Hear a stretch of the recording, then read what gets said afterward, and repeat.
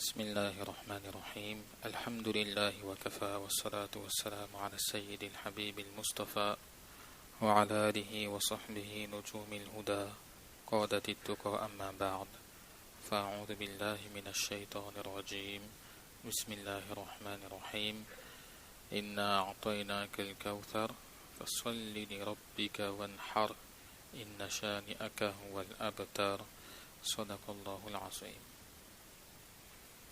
Chers frères, louange à Allah Rabbul Izzah, Jalla Shanu Rabbul Alamin, qui nous a donné le tawfiq de nous réunir en ce lieu béni qu'est le masjid, en ces jours et ces soirées bénies que sont les 10 premiers jours de Zul Hijjah, pour parler ce soir du Udhiyya. Udhiyya, c'est le terme arabe que nous connaissons plus communément sous le nom de Qurbani chez nous. Une Udhiyya, c'est quoi? C'est le nom que l'on donne à l'animal qui va être sacrifié pour le plaisir d'Allah subhanahu wa ta'ala pendant les 3 jours de Eid al-Adha qui commence le 10 Zul Hijjah après la salat de Eid, le 11 et le 12 jusqu'au coucher du soleil. 3 jours dans lesquels le musulman va sacrifier un animal pour le plaisir d'Allah subhanahu wa ta'ala. Sur qui le Qurbani est-il obligatoire? Il y a 5 conditions pour que le Qurbani soit obligatoire sur une personne.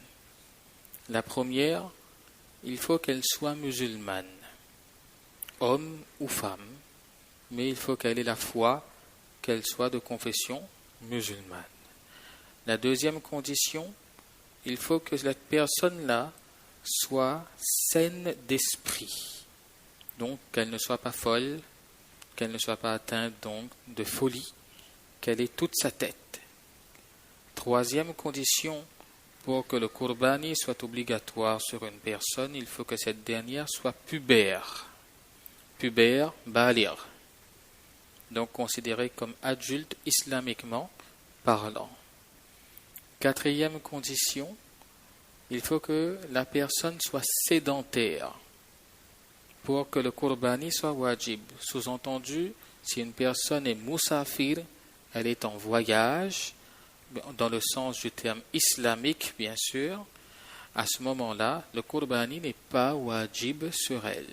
C'est pourquoi bien souvent, lorsqu'on va pour le Hajj, nos frères pèlerins qui sont Haji, le Qurbani n'est pas obligatoire sur eux parce qu'ils sont en état de Musafir. Ce qu'ils vont sacrifier le 10e Zul Hijjah, c'est ce qu'on appelle un Dam et Shukr.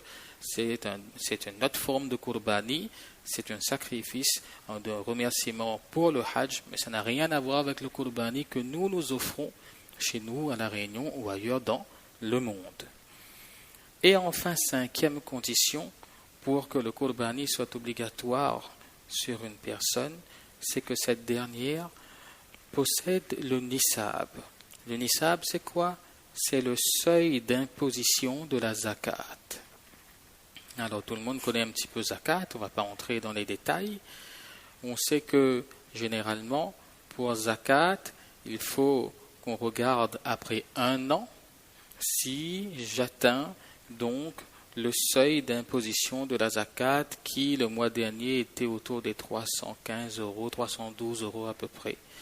Et à ce moment-là, je suis imposable, je dois m'acquitter de la zakat. Sauf que pour le Qurbani, il y a une légère nuance. Pour la zakat, on regarde ce qu'on appelle le mal nami, c'est-à-dire les biens qui fructifient, les biens que vous avez, que nous possédons, qui ont une valeur monétaire en eux-mêmes, par eux-mêmes. C'est-à-dire qu'on va regarder l'argent, l'or, le cash, les bijoux. Ça, il y a une valeur marchande. Or, pour le nisab du Qurbani, on regarde ce qu'on appelle le mal ghayr nami également. en dehors du fait qu'on va tenir compte de ce que vous possédez en termes d'argent, de cash, d'or, etc., de bijoux, on va aussi regarder ce qu'une personne possède comme bien non fructifiant. Par exemple, ses vêtements. Si j'ai des vêtements de marque, je ne vais pas citer de nom, parce qu'à mon époque, c'était un nom. Maintenant, aujourd'hui, ça change, hein, avec le temps, avec la mode, etc. Si j'ai un super GSM, aujourd'hui, iPhone 10, il coûte déjà 1000 €, X ou 10, mais je ne sais plus comment il appelle. Donc, tout ça, ça rentre dans la prise en compte du fait que est-ce que je suis imposable en termes de kurbani. D'accord? Donc, si on regarde bien, le nisab du kurbani concerne beaucoup de personnes. Beaucoup de personnes, et il y a des gens qui ne sont pas conscients de cela.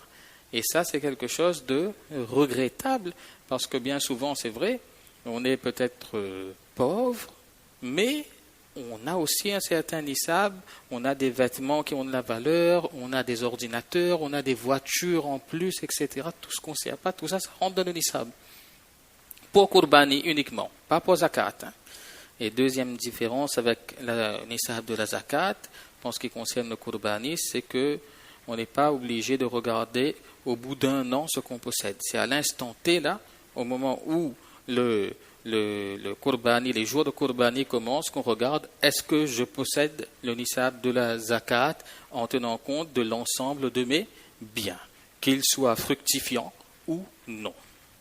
Donc ça, c'est quelque chose de très important. Maintenant, point suivant, je voudrais juste développer un peu l'importance du kurbani. Que le kurbani, si on regarde, on n'a plus cette importance-là dans notre cœur. On ne voit plus le côté dini, le côté religieux du kurbani. On a tendance à devenir petit à petit tomber dans un certain laxisme et à ne plus faire le kurbani, ou bien à le déléguer, ou bien à même le transmettre ailleurs que chez soi.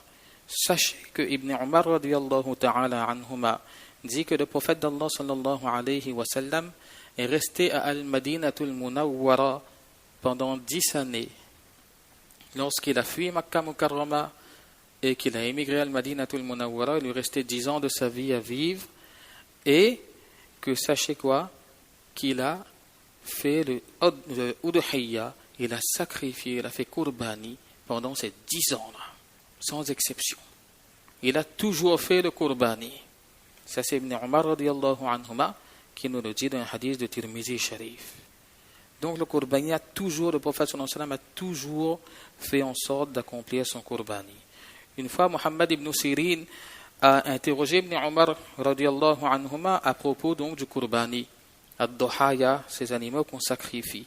Est-ce qu'ils sont wajib? Est-ce que le sacrifice de ces animaux est obligatoire ou non? Ibn Umar radiyallahu anhuma a répondu, le prophète d'Allah sallallahu alayhi wa sallam a sacrifié les animaux, ainsi que les musulmans qui sont venus après lui. Et c'est ainsi que la sunna, la tradition, s'est perpétuée. Hadith de Ibn Majah. C'est-à-dire que ça a commencé avec le prophète sallallahu alayhi wa sallam, et c'est quelque chose qui s'est perpétué à travers les siècles jusqu'à nos jours. Et dans un autre hadith, pour vous montrer vraiment l'importance de cette action, Abu Hurayra radiyallahu anhu dit que le prophète d'Allah sallallahu alayhi wa sallam a dit Man kana lahu sa'atun wa lam yudhi fala yaqrabanna musallana.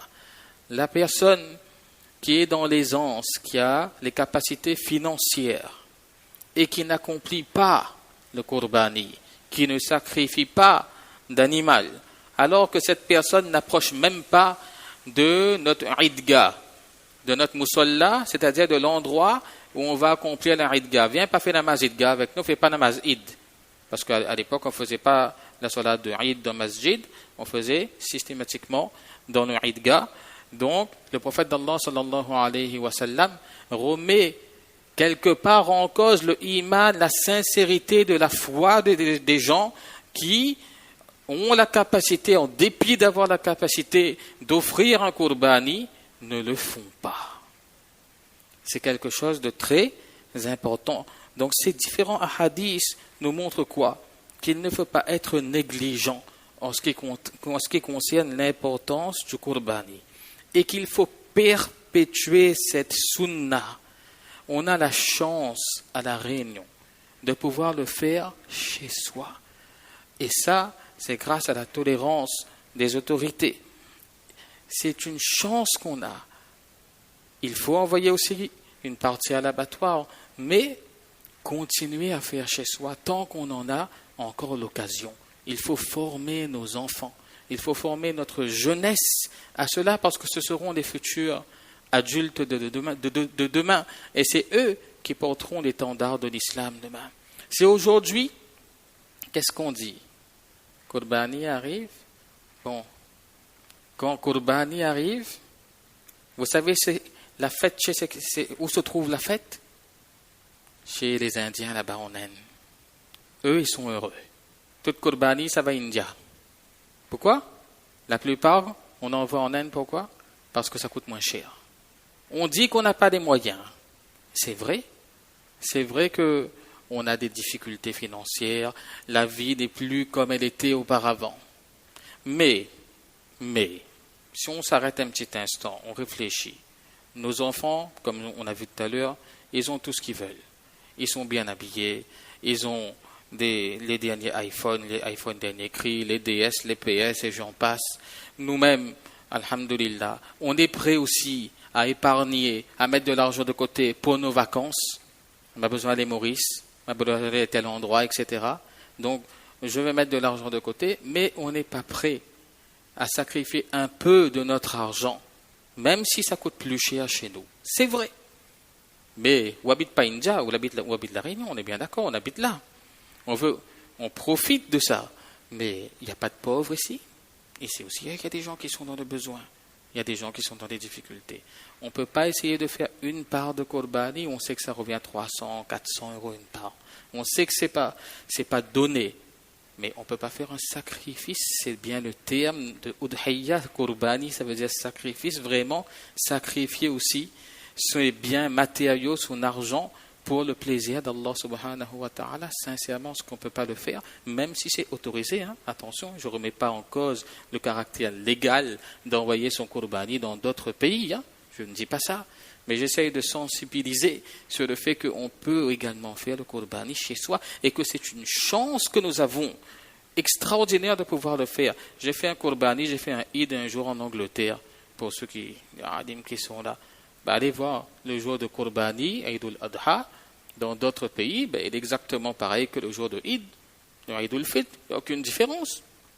On va juste voir la famille, on fait la namaz Eid et puis c'est terminé. Ils n'ont pas cette chance de pouvoir voir justement ces actes d'adoration que nous accomplissons pour le jour de Eid et ils en sont privés, ils n'ont pas ce moment de convivialité autour d'un bon repas que l'on consomme après avoir donc sacrifié ces animaux qu'Allah Ta'ala a rendu halal pour nous.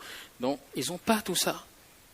Et si on ne perpétue pas cela tant que c'est toujours légal pour nous, permis pour nous, c'est comme si on manque de reconnaissance vis-à-vis des bienfaits qu'Allah Subhanahu wa Ta'ala nous a octroyés. Et c'est pour ça, j'ouvre juste une petite parenthèse, non seulement il faut former notre jeunesse dans la bonne façon de sacrifier les animaux. Ça aussi, la bienséance pour les animaux. Ne pas faire n'importe quoi. On ne sacrifie pas les animaux qui veut. C'est pas un jeu, ça. Ce n'est pas un jeu. Bien souvent, il y a des gens qui sont venus me voir pour se plaindre. Ça dit un peu que quand on fait les sacrifices, il y a des gens qui ne maîtrisent pas la corde est là-bas, l'anneau est ici, il faut râler, etc. Non. Il y a la sunna, il y a des choses qui sont sunnates de respecter, mais ce n'est pas obligatoire, ça, c'est la bienséance de l'animal qui prime en premier. Toujours ne pas faire souffrir l'animal, faire les choses comme il faut, dans le respect, les règles de l'art, et former notre jeunesse à cela, c'est très important. Et deuxième chose, respecter les consignes donc les consignes qui sont données en termes de discrétion, de respect d'autrui, etc. Parce que nous avons une grande tolérance à la réunion, qu'Allah Ta'ala fasse en sorte que cela perdure. Un autre point, et qui est le dernier, les vertus du Qurbani. 2 hadiths que je vais vous citer concernant les vertus du Qurbani, après avoir vu l'importance du Qurbani. Zayd ibn Arqam radiyallahu ta'ala anhu dit que les sahaba du prophète d'Allah, les compagnons du prophète d'Allah sallallahu alayhi wa sallam ont questionné ce dernier à propos des adahi, justement des Qurbani, de ces animaux qu'on sacrifie. Ya Rasulallah, au prophète d'Allah, qu'est-ce que c'est que ces adahi là, ces animaux qu'on sacrifie? Rasulullah sallallahu alayhi wa sallam a répondu, c'est la sunnah, c'est la voie, c'est la façon de faire de votre père Ibrahim alayhi salatu wassalam. Sunnatu abikum Ibrahim. Qalu fama lana fiha ya Rasulallah. Ils ont dit, mais qu'est-ce que nous on a gagné là-dedans, prophète d'Allah sallallahu alayhi wa sallam? Qala bi kulli sha'ratin hasana. Le prophète d'Allah sallallahu alayhi wa sallam a dit, pour chaque poil de la bête que vous allez sacrifier, vous aurez une récompense. Imaginez-vous sur un bœuf, sur un mouton, un cabri, combien de poils il y a. Combien de poils? Des milliers, c'est peut-être des millions, Allah même connaît combien il y a. Et les sahaba ont continué, Fassoufou ya Rasulallah, mais qu'en est-il de la laine au prophète d'Allah sallallahu alayhi wa sallam? Ce dernier a répondu que bikulli sha'ratin min as-soufi hasana. Pour chaque fibre de laine de l'animal qui sera sacrifié, vous aurez une récompense. Imaginez-vous quelle importance et quelle générosité de la part d'Allah subhanahu wa ta'ala à travers cet acte d'adoration. Et dans un autre hadith, toujours dans Ibn Majah à chaque fois, Aïcha radiyallahu anha dit que le prophète d'Allah sallallahu alayhi wa sallam a dit qu'il n'y a pas une action que le fils d'Adam, c'est-à-dire l'être humain, accomplit le jour de An-Nahr, c'est-à-dire le 10e Zulhijjah, le jour du Qurbani, qui ne soit préféré à Allah subhanahu wa ta'ala que le sacrifice. Car cet animal-là, il viendra le jour du Qiyamah, avec ses cornes, avec ses sabots, avec ses poils, sa peau, et que avant même que le sang du sacrifice ne touche le sol, ce dernier est déjà a atteint un degré auprès d'Allah subhanahu wa ta'ala, c'est-à-dire qu'il a déjà été accepté. Avant même que le sang de l'animal ne touche le sol, Allah subhanahu wa ta'ala a déjà accepté ce qurbani, cet acte d'adoration. Ça veut dire qu'Allah subhanahu wa ta'ala, comment il est généreux, comment il nous donne, et c'est à nous de comprendre que la spiritualité du qurbani, ce n'est pas dans le plus bel animal, dans le plus joli animal, l'animal le plus cher que je possède. Ce n'est pas cela, c'est la sincérité. Bon, je vous ai dit hier, dans chaque chose, il y a l'apparence, il y a le cachet. Qu'est-ce qu'Allah subhanahu wa ta'ala, est-ce qu'il a besoin de notre sacrifice? Est-ce qu'Allah subhanahu wa ta'ala, il a besoin de cette viande-là? Est-ce qu'Allah subhanahu wa ta'ala se plaît à ce qu'on réponde du sang? لن ينال الله لحومها ولا دماؤها ولكن يناله التقوى منكم. C'est très certainement que ni leur chair ni le sang de ces animaux n'atteindra Allah subhanahu wa ta'ala. Mais ce qu'il atteindra, c'est quoi? C'est votre taqwa. At-taqwa minkum, votre piété, votre sincérité. Qu'Allah subhanahu wa ta'ala nous donne le tawfiq de comprendre la valeur du qurbani. Qu'Allah subhanahu wa ta'ala fasse en sorte que nous intégrions cela en nous-mêmes, que nous puissions le transmettre à nos futures générations, que nous puissions le pratiquer, et qu'Allah subhanahu wa ta'ala fasse en sorte que ce qurbani puisse perdurer pour toujours et à jamais dans notre île, incha'Allah. Qu'Allah subhanahu wa ta'ala nous protège les musulmans du monde entier. En ce moment, les situations sont difficiles pour les musulmans à travers le monde. Ne nous les oublions pas également dans nos droits. Amin ya rabbal alamin wa ma tawfiqi illa billah.